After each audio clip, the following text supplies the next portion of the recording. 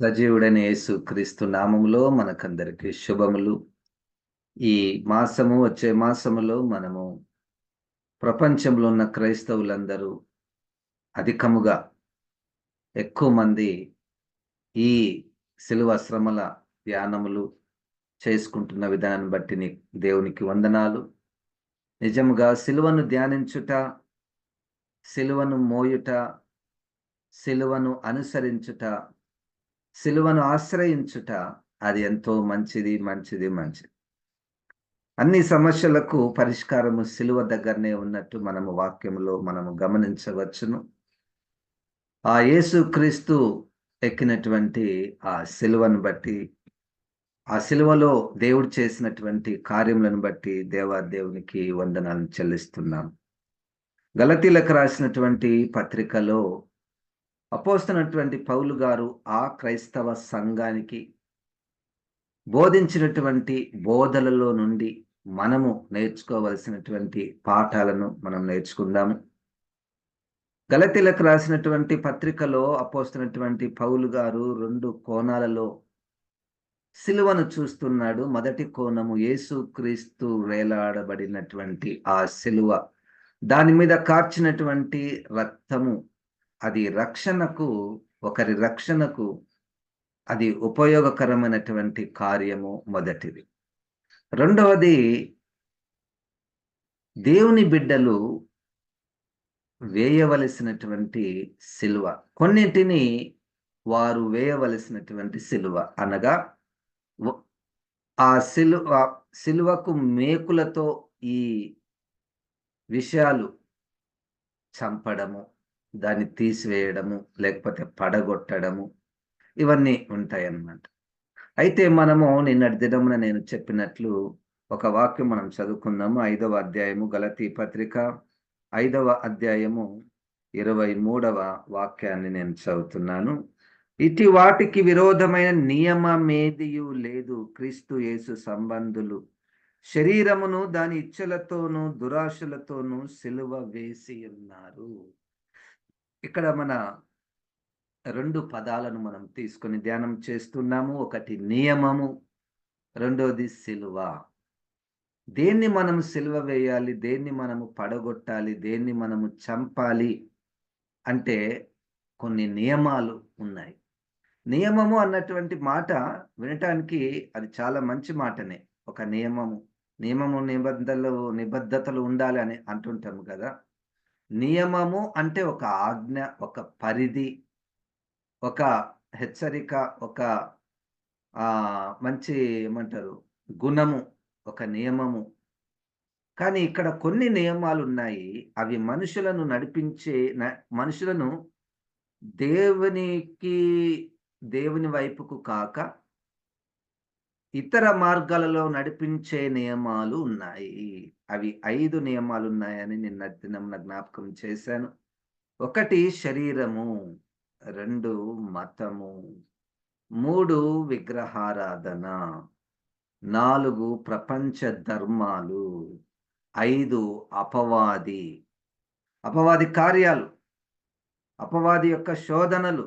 ఇవి వాటి పని అంతా ఏమిటంటే, 5 నియమాల యొక్క పని ఏమిటంటే, ఏ విధముగానైనా మనలను దేవుని నుండి తొలగించాలని ప్రయత్నము. ప్రతిరోజు ఇది మన జీవితంలో ప్రతిరోజు. అది మీకు కూడా తెలుసు. మీ శరీరం మిమ్మల్ని ఏ విధంగా దేవుని నుంచి మెల్లగా తప్పించడానికి ప్రయత్నం చేస్తుందో.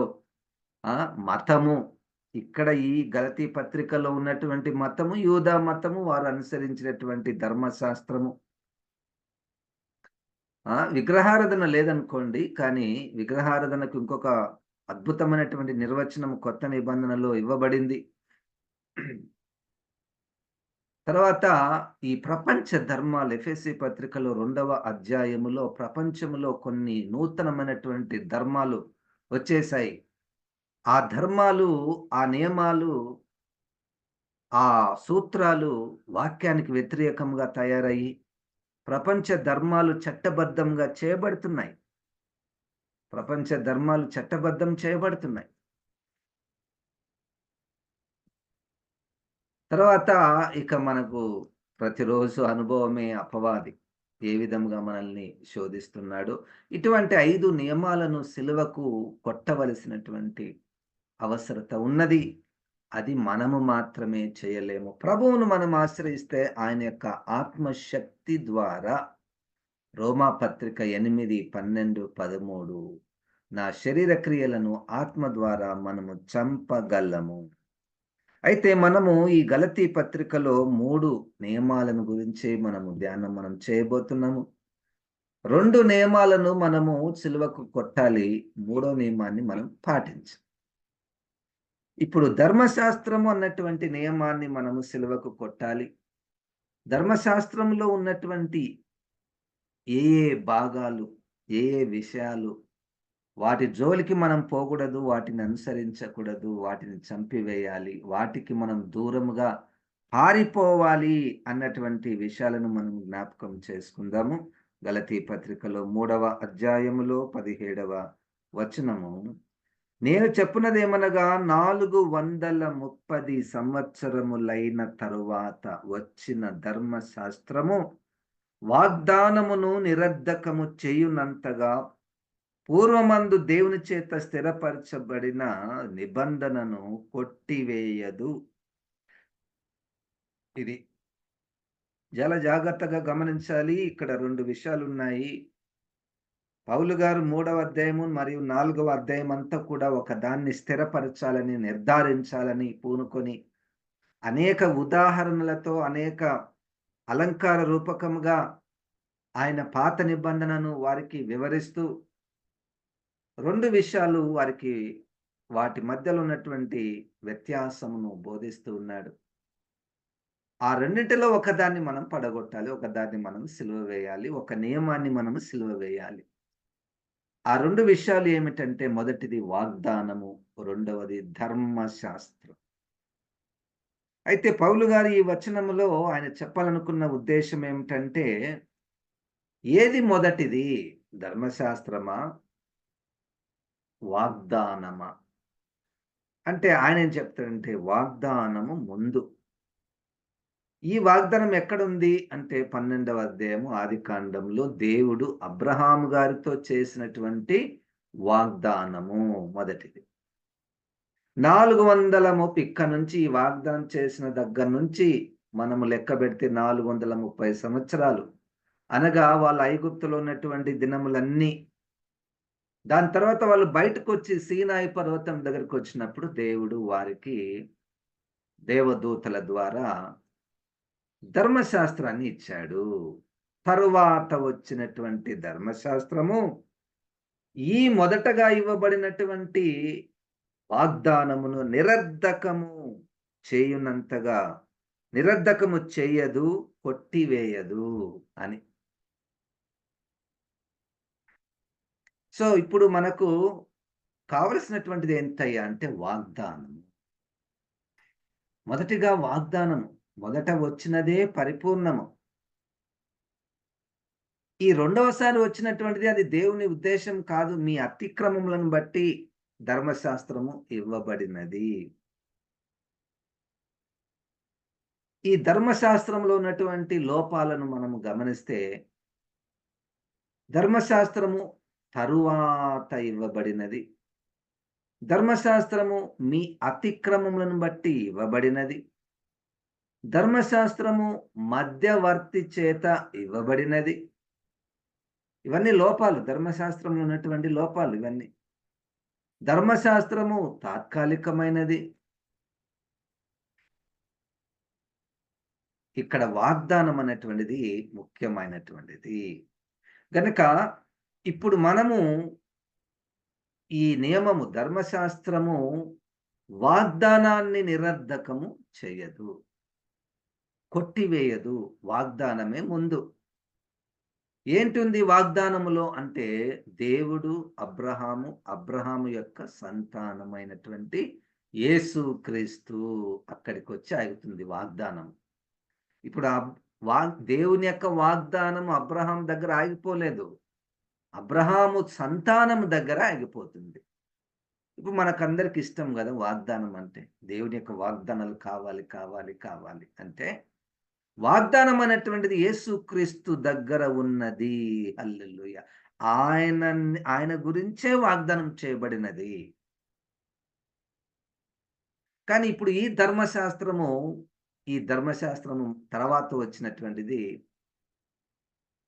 ఆ వాగ్దానమును అనగా ఆ యేసుక్రీస్తు ద్వారా మనకు వచ్చేటటువంటి వాగ్దానాలను ఆపివేయడానికి మనల్ని యేసుక్రీస్తు దగ్గరికి వెళ్ళకుండా చేయడానికి అనేకమైనటువంటి పద్ధతులను తెచ్చి మన ముందు పెడుతుంది. దాంట్లో ఉన్నటువంటి భాగమే కొన్ని ప్రాంతాలలో, కొన్ని సహవాసాలలో ఈ వాగ్దానాలు ఇచ్చేటటువంటి కార్యక్రమము ప్రారంభించారు. ఈ వాగ్దానము తప్పు కాదు. వాక్యమే గదా! వాక్యమే గదా! అయితే నేను ఇంతకుముందే చెప్పాను. ఏది వాక్యము యొక్క పేరట, వాక్యము యొక్క రూపములో, దేవుని పేరట, దేవుని రూపములో ఏదైనా మనలను నేరుగా క్రీస్తు వైపుకు వెళ్ళకుండా అక్కడికి పోనవసరం లేదు, ఇక్కడి వరకే ఉంటే చాలు అని ఏదైనా ఆపుతుందంటే అది ధర్మశాస్త్రము. అది ధర్మశాస్త్రము. ఈ మధ్యలో నేను ఒక యవ్వనస్తులను కలిసాను, భార్యాభర్తలను. First time కలిసాను. వాళ్ళు పాస్టర్ గారు ప్రార్థన చేయండి అన్నారు. సరే ఇట్లా ప్రార్థన చేస్తుంటే వాళ్ళేమన్నారంటే, "ఈ సంవత్సరం దేవుడు మాకిచ్చినటువంటి వాగ్దానాలు నెరవేర్చులాగున ప్రార్థన చేయండి" అన్నాడు.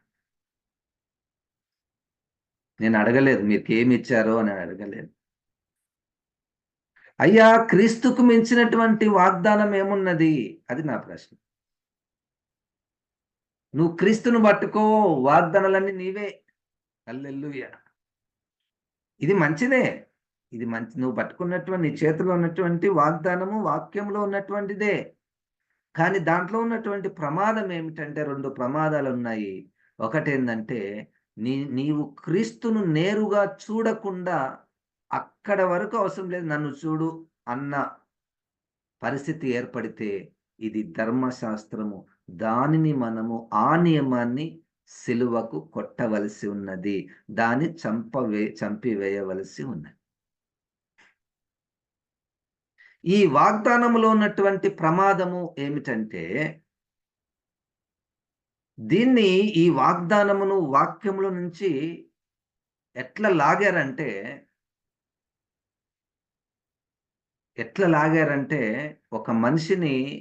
ఒక మనిషిలో నుంచి ఒక అవయవాన్ని బయటికి కట్ చేస్తే ఆ శరీరానికి ఎంత బాధైతది. ఈ యొక్క వాగ్దానాలను మొట్టమొదటగా అక్కడున్న సందర్భాన్ని లెక్కలోనికి తీసుకోనకుండా లాగేశారు దీన్ని. అక్కడున్న సందర్భాన్ని లెక్కలోనికి తీసుకోకుండా అక్కడ ఒక మంచి మాట కనపడింది. ఇంక దాని నుంచి బయటకు తీసేసేయాలి. నంబర్ 1 అదొక పెద్ద ప్రమాదం. రెండవ ప్రమాదం ఏంటంటే, ఈ వాగ్దానంలో సగం కట్ చేస్తారు. 2 ముక్కలు చేస్తారు వాగ్దానాన్ని. ఒక ముక్క దేవుడు నిన్ను ఆశీర్వదించునుగాక. ఇంకొక ముక్క నీవు నా వైపు తిరిగిన ఎడల అని ఉంటది. మొత్తం ఏముంటది? నువ్వు నా వైపు తిరిగిన ఎడల నేను నీ వైపుకు తిరుగుతాను ఉంటది గదా! దీన్ని 2 ముక్కలు చేసి నీవు నా వైపున తిరిగిన ఎడల అనేది కట్ చేస్తారు. అది అక్కడనే పెడతారు బైబిల్‌లో. దాని తర్వాత నేను నీ వైపుకు తిరిగేదను, నిన్ను దీవించెదను, నిన్ను ఆశీర్వదించెదను అనేటువంటి మాట ఒక కార్డులోకి వచ్చేస్తది. ఇప్పుడు ఇది వాగ్దానం. దీని పేరు వాగ్దానమే. కానీ దేవుడు గలతీ పత్రికలో పరిశుద్ధాత్మ ద్వారా వాగ్దానం అన్నటువంటి మాట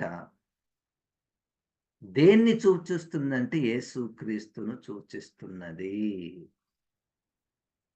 యేసుక్రీస్తును సూచిస్తున్నది.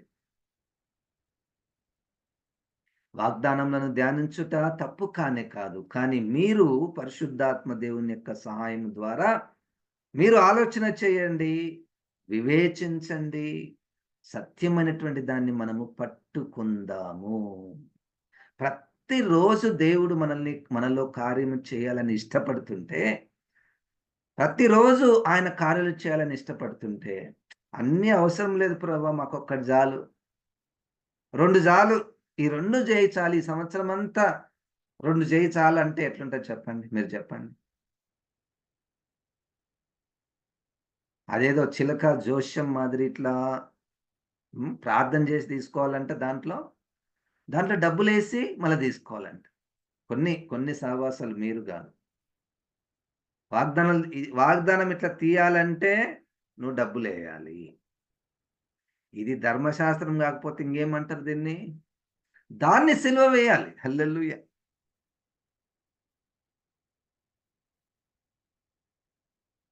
ఈ ఈ 31 తారీఖు రాత్రి నన్నొకరు వాక్యానికి పిలిచారు. ఆ సహవాసంలో వాగ్దానాల కొరకు పాస్టర్ గారు మీరు ప్రార్థన జేయండి అన్నాడు. నేను జేయను, మీరే జేయండి అని జెప్పిన. వాగ్దానాల కొరకు ప్రార్థన జేయడం ఏంటి? హ్మ్. సరే. ఇప్పుడు మనము వేయవలసినటువంటి సిలువ, ఏ నియమాన్ని మనము సిలువ వేయవలెను అనగా, ధర్మశాస్త్రము అన్నటువంటి నియమాన్ని మనము సిలువ వేయాలి. 3వ అధ్యాయము 18వ వచనం. గలతీ పత్రిక. ఆ స్వాస్థ్యము ధర్మశాస్త్ర మూలముగా కలిగిన ఎడల, ఆ స్వాస్థ్యము అంటే అర్థం ఏమిటంటే, అబ్రహాము గారికి దేవుడు స్వాస్థ్యాన్ని అనుగ్రహించాడు. స్వాస్థ్యము అంటే ఏమిటి? స్వాస్థ్యము అంటే, ఈ భూమినంతటిని నీకిస్తాను, నీ సంతానమును లెక్కింపలేనటువంటి జనములుగా నేను చేస్తాను. ఈ స్వాస్థ్యమంతా నీ కుమారుని ద్వారా, నీ సంతానం ద్వారా వస్తది. అంటే ఇప్పుడు ఆ స్వాస్థ్యము అంటే యేసుక్రీస్తు దగ్గరికే మళ్ళా వచ్చి ఆగిపోతది. ఆ స్వాస్థ్యము ధర్మశాస్త్ర మూలముగా కలిగిన యెడల ఇక వాగ్దాన మూలముగా కలిగినది కాదు. అయితే దేవుడు అబ్రహామునకును అబ్రహామునకు వాగ్దానము వలననే ఆ స్వాస్థ్యాన్ని అనుగ్రహించెను. అబ్రాహాము గారికి ఒక వాగ్దానం చేశాడు. నీకొక స్వాస్థ్యం ఇస్తా, నిన్ను ఆశీర్వదిస్తా, నిన్ను దీవిస్తా, నిన్ను హెచ్చిస్తా. అవన్నీ కలుపుకుంటే ఎక్కడికొచ్చి ఆగిపోతున్నాయంటే, నీ సంతానమైనటువంటి యేసుక్రీస్తువే. అదే కదా చెప్పింది ఈ 3వ అధ్యాయంలో. అబ్రహాము సంతానం యేసుక్రీస్తే. హల్లెలూయా! అంటే ఇక్కడ ధర్మశాస్త్ర మూలముగా ఆ స్వాస్థ్యము రాదు. అది పాయింట్. 19వ వచనంలో. గలతీ పత్రిక 3:19. అలాగైతే ధర్మశాస్త్రం ఎందుకు?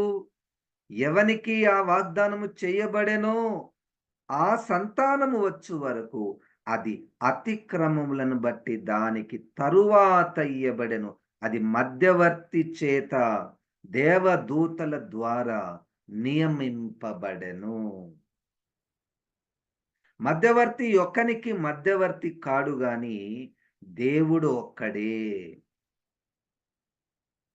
అంటే ఇక్కడ దాని లోపాలు, ధర్మశాస్త్రం యొక్క లోపాలు, ధర్మశాస్త్రం యొక్క పరిమితి, ధర్మశాస్త్రం యొక్క బలహీనత, పౌలు గారు ఇవన్నీ చెప్పడానికి గల కారణం ఏమిటంటే, అక్కడున్నటువంటి కొంతమంది గలతీలో ఉన్నటువంటి క్రైస్తవులు ధర్మశాస్త్రాన్ని పాటించడానికి రెడీ అయిపోయారు.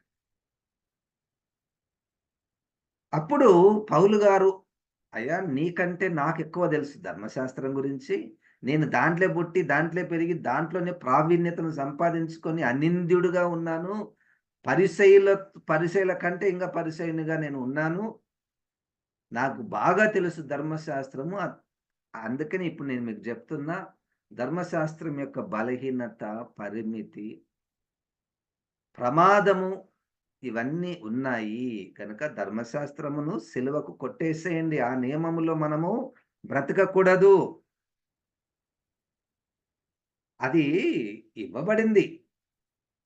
ఎట్లా? మీ అతిక్రమమును బట్టి ఇవ్వబడింది.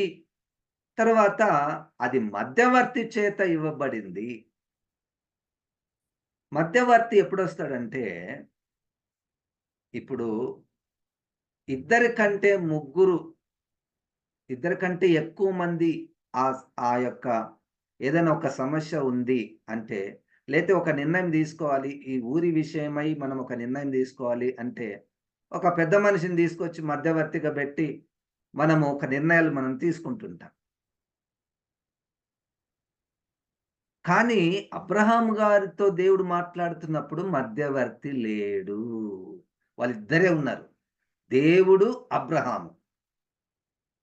దేవుడు, అబ్రహాము. అది వాగ్దానమునకు సంబంధించినటువంటి విషయం. ధర్మశాస్త్రం వచ్చే లోపల దేవుడున్నాడు, ఇశ్రాయేలు ప్రజలున్నారు, మధ్యలో ఈ దేవదూతలు ఉన్నారు.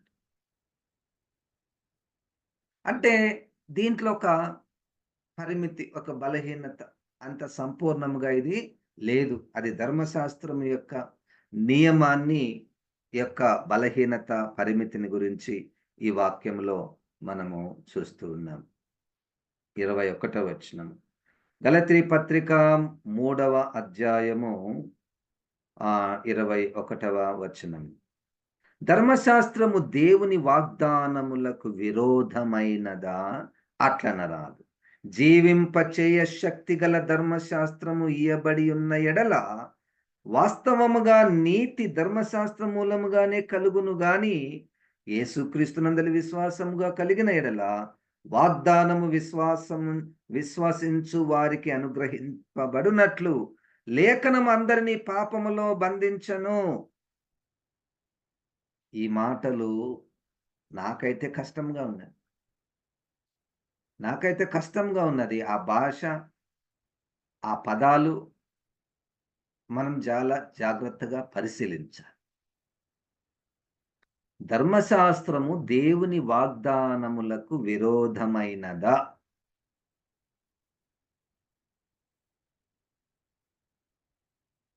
అట్లనరాదు. అంటే దాని అర్థం ఏంటంటే విరోధమైనది కాదు. జీవింపచేయ శక్తిగల ధర్మశాస్త్రము ఇయ్యబడి ఉన్న ఎడల, జీవింపచేయ శక్తిగల ధర్మశాస్త్రము ఇయ్యబడి ఉన్న ఎడల వాస్తవముగా నీతి ధర్మశాస్త్రం మూలముగానే కలుగును గదా! అంటే ఈ ధర్మశాస్త్రానికి జీవింపచేయ శక్తి లేదు. మరి దేనికుంది? వాగ్దానమునకున్నది. వాగ్దానం అంటే యేసుక్రీస్తు. జీవింపచేయ శక్తి గలది వాగ్దానము. జీవింపచేయ శక్తి గలది కానిది ధర్మశాస్త్రం. ధర్మశాస్త్రము ద్వారా దానికి మనిషిని జీవింపచేసే శక్తి లేదు. అంటే ధర్మశాస్త్రమును మన ముందుంచినటువంటి నియమాలు, నిబంధనలు, ఆజ్ఞలు, ఆ యొక్క శుద్ధీకరణ ఆచారాలు వీటి వలన మనిషి జీవింపడు. అందుకని చాలా సార్లు మనము ఆ హబక్కూకు గ్రంథంలో నుంచి వాడబడినటువంటి మాట కూడా ఇక్కడ మనం చూస్తాము. నీతిమంతుడు విశ్వాస మూలముగానే జీవించును. ధర్మశాస్త్ర మూలముగా నీతిమంతుడు జీవించలేడు.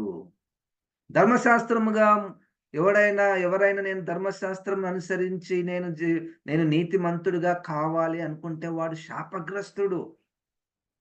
ఇంత కఠినమైనటువంటి మాట మాట్లాడాడు పౌలు గారు. నేను ఈ నిబంధనలను, ఈ యొక్క ఆచారాలను నేను చేసి, ఈ ధర్మ కార్యాలను, ఈ మంచి నీతి కార్యాలను నేను చేసి, నేను నీతిమంతుడిగా అవుతాను అంటే వాడు శాపగ్రస్తుడు. ఎవరైనా నీతిమంతుడయ్యాడా అంటే క్రీస్తు యేసునందు విశ్వాసముంచుట ద్వారా నీతిమంతుడు అయిన తరువాత నీతి క్రియలు చేస్తారు. నీతి క్రియలు చేసినందుకు నీతిమంతులు కానేరరు. ఇది వాక్యం యొక్క మర్మం. ఇది పరిశుద్ధాత్మ దేవుని యొక్క భాష.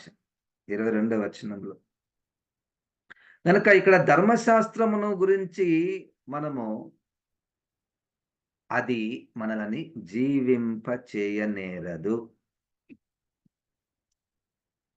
23 చూద్దాము. విశ్వాసము వెల్లడి కాక మునుపు ఇక ముందుకు బయలుపరచబడబోవు విశ్వాసం అవలంబింపవలసిన వారముగా చెరలో ఉంచబడినట్టు మనము ధర్మశాస్త్రమునకు లోనైన వారి మాయితిమి.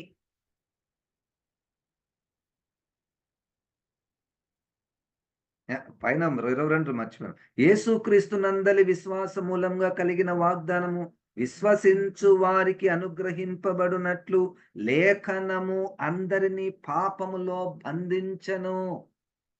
లేఖనము అంటే, లేఖనం అంటే ఇక్కడ ధర్మశాస్త్రం. ధర్మశాస్త్రం అంట అందరిని బంధించింది. పాపములో బంధించడం. ఒకరిని బంధించడం అంటే కట్టేయడం. కట్టేస్తే ఎట్లుంటది, మనకు స్వాతంత్రం లేదు, ఫ్రీడమ్ లేదు కాబట్టి మనము ఇబ్బంది పడిపోతుంటాం. బయటికి రావాలనే ఆశ ఉంటది. బయటికి రావాలనేటువంటి ఆశ ఉంటది. ఎందుకు ఈ ధర్మశాస్త్రం అంటే మనకి ఇది ఉపయోగకరమే సార్. ఒకరిని బంధించకపోతే నేను విడుదల పొందాలనేటువంటి మనసు రాదు. ఇదెంత అద్భుతమైనటువంటి సూత్రం చూడండి.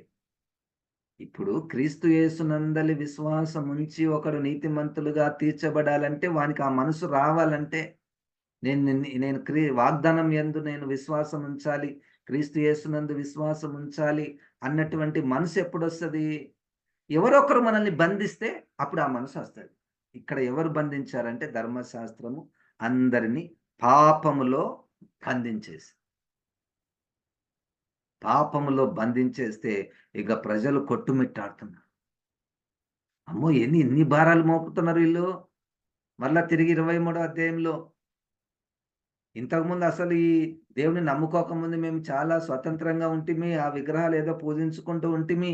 ఇక్కడికొచ్చిన తర్వాత ఇక్కడ అది కట్టుకోమంటారు, ఇది కట్టుకోమంటారు, ఇక్కడ కూర్చోమంటారు, అక్కడ కూర్చోమంటారు, లోపల రానియ్యరు, అది ముట్టుకోనియ్యరు, ఇది ముట్టుకోనియ్యరు, ఇది ఇట్లా తాగాలంటారు, అది ఎట్లా తాగాలంటారు, ఇది తినొద్దంటారు, అది తినొద్దంటారు. ఇన్ని భారాలా అని ఈ ధర్మశాస్త్రము ప్రజలను పాపములో బంధించేసేసింది. బంధించడం వలన ప్రజలకు ఇక తట్టుకోలేక మాకిదొద్దు, మేము క్రీస్తు యేసునందు విశ్వాసం ఉంచి మేము నీతిమంతులం అవుతాము అన్నటువంటి వార్త విన్నప్పుడు వాళ్ళు బయటికి వచ్చేసారు. వాళ్ళు బయటికి రావాలంటే అంతకుముందు ఒకరు వారిని బంధించారు. చూడండి, ధర్మశాస్త్రము యొక్క నియమాలను మనము సిలువ వేయవలసి ఉన్నది.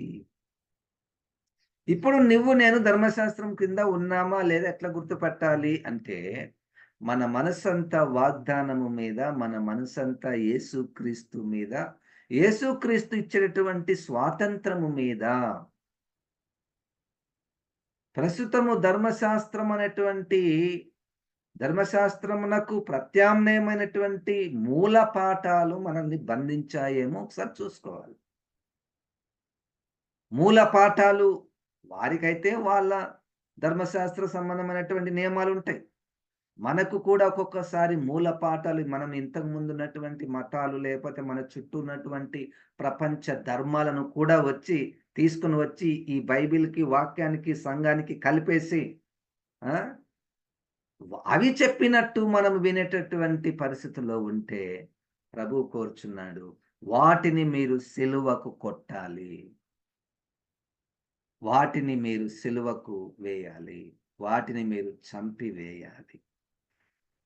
పరిశుద్ధాత్మ దేవుడు సహాయం చేస్తాడు. పరిశుద్ధాత్మ దేవుడు సహాయం చేస్తాడు. దేవుడు అందరిలో కార్యాలు చేస్తున్నాడు. ఆ లూకా సువార్తలో 17వ అధ్యాయంలో 10 మంది కుష్ఠరోగులు బాగుపడ్డారు. 10 మంది కుష్ఠరోగులు బాగుపడ్డారు. 9 ఎక్కడ పోయి గుళ్ళో చేరిండ్రు వాళ్ళు. గుళ్ళకు పోయి యాజకులకు చూపించుకోండి, మీరు పరీక్ష చేసుకోండి, మీ కుష్ఠరోగం బాగైందా లేదా అంటే పోయిండ్రు. అక్కడ పోయిన తర్వాత గుడిలో ఏం చేయాల, స్వస్థపరచబడిన తర్వాత ఈయన కానుక ఇవ్వాలి కదా, ఇచ్చేది. ఇచ్చిన తర్వాత పెద్ద దేవాలయము అంత మొత్తం బంగారుతో చేయబడింది, ఇక్కడ ఇదేదో బాగుంది అని అక్కడనే ఇరుక్కుపోయిండ్రు. కానీ దాంట్లో నుంచి ఒక్కరు బయటకు వచ్చారు. అమ్మో, నన్ను స్వస్థపరిచింది యేసుక్రీస్తు అని దేవుని స్తుతించుచూ వచ్చి ఆయన పాదముల మీద పడాను. నువ్వు ఆ ఒక్కరిలో ఉన్నావా? 9 ఉన్నావా? 9 మంది కూడా స్వస్థపరచబడ్డారు. యేసయ్య వారిని స్వస్థపరిచాడు. కానీ చివరికి మళ్ళా ధర్మశాస్త్రంలోనికి ఇరుక్కుపోయారు. ధర్మశాస్త్రంలోనికి ఇరుక్కుపోయారు. అక్కడేమన్నా అది చెడువా? గుడికి పోతే చెడువా? కానుక ఇస్తే చెడువా? కాదు. కానే కాదు. కానీ అదొక పాపములో బంధించే కార్యక్రమం. మనుషుల మీద భారం పెట్టేటటువంటి ధర్మశాస్త్రం అది. అందుకనే క్రీస్తు దగ్గరికి ప్రజలు నడిపించాలి. క్రీస్తు దగ్గరికి ప్రజలు నడిపించుటలో సంఘము గాని, గుడి గాని, దేవాలయము గాని, కార్యక్రమాలు గాని అవి ఉపయోగపడాలి గాని, క్రీస్తు అవసరం లేదు మరి మీరు ఇక్కడికే రండి అన్నట్టుగా మనము చేయకూడదు. ప్రజలకు స్వాతంత్రం ఉండాలి. ఆత్మదేవుడు వచ్చినదే స్వాతంత్రం ఇవ్వడానికి. గనక సర్వ సత్యములోనికి ప్రభువు మనల్ని నడిపిస్తాడు. ఏది సత్యమో దాని వైపుకు మన మనస్సును మారుస్తాడు. అది ఇతరులకు చాలా వెర్రితనంగా అనిపించినా గాని, లేదు లేదు ఇదే కరెక్ట్. యేసుక్రీస్తుదేదే కరెక్ట్. వాగ్దానమే కరెక్ట్ అని మన మనసు దృఢపరచబడుతుంది. దేవుడు అట్టి కృప మనకు దయచేయునుగాక. ప్రార్థన. వాక్యమైన దేవా, ప్రభువా నాయన మేము ఎన్నో అద్భుతమైనటువంటి మాటలు నాయన వింటూ ఉన్నాము ప్రభువా.